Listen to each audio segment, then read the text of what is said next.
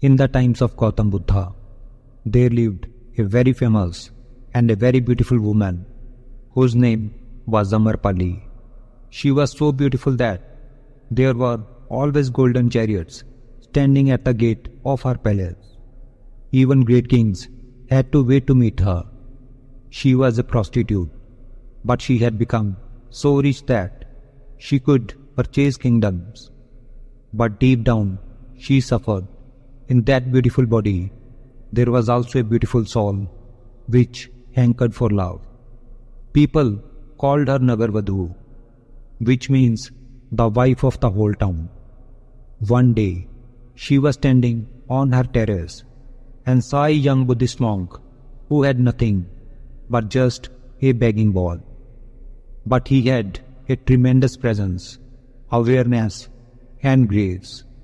The moment she saw him, she was fascinated by his charm. She rushed down to him and said, "Oh monk, please accept my food at my home." The monk accepted her invitation. After serving him food, Amarpali said, "After 3 days, rainy season is going to begin, and I invite you to stay in my house for 4 months. Buddhist monks don't move for 4 months when it is the rainy season. Those are the 4 months they stay in one place. For 8 months, they continuously move. Normally, they can't stay more than 3 days in one place." Young monk replied, "I will ask my master. If he allows me, I will come." After saying this, he left from there. Before young monk could reach assembly, his fellow monks who saw this rushed to Buddha and said, "Young monk has to be stopped. Amarpali has invited him to her house to live for 4 months, and a monk staying in a prostitute's house. It is not right." Buddha said to them, "Keep quiet, let him come." Young monk came, touched Buddha's feet, and told him the whole story. He said, "A woman has invited me to stay for 4 months of rainy season in her house. Every monk will be staying somewhere, in somebody's house, for 4 months. I too will have to stay somewhere for 4 months. Therefore, I need your permission to go there and stay. I shall go only if you permit." Buddha looked into his eyes and said, "You can stay." It was shocking for all the other monks. Thousands of monks who were there could not believe that Buddha has allowed a monk to stay in a prostitute's house. And all monks stood up and said, "This is not right. This man is hiding a fact. He says a woman, but in fact, Amarpali has invited him. She is not a woman, she is a prostitute." Gautam Buddha said, "I know, and because he has not used the word prostitute, I am allowing him to stay there. He has respect for her."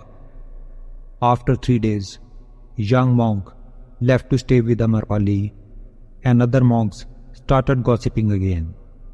Buddha said to them, "You should keep silent. 4 months will pass, and I trust my monk. I have looked into his eyes. There was no desire.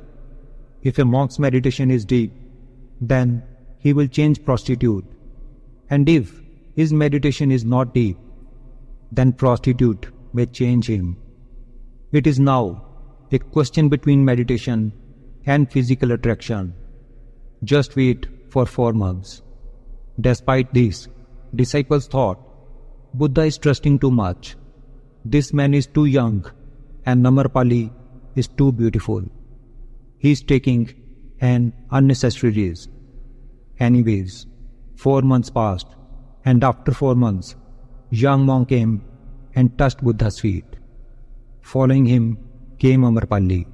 She touched Buddha's feet and said, "I tried my best to seduce this young monk, but it was all useless.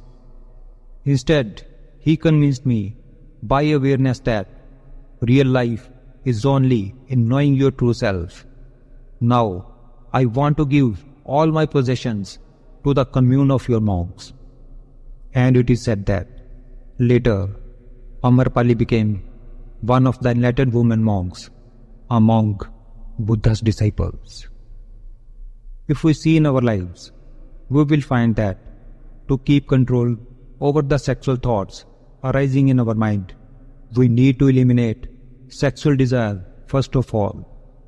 But instead of eliminating sexual desire, we start satisfying our desire by indulging in it. Because we don't have control over our mind. And that is why many young people start doing even unnatural sex like masturbation. But they forgot that our semen is our energy. If we can conserve this energy, then we can get great success in any field of life. Till date, all the great personalities that have born in the world have achieved greatness by conserving this semen energy. To conserve your semen, you need not to suppress your sexual desire, but eliminate it by meditation and good thoughts.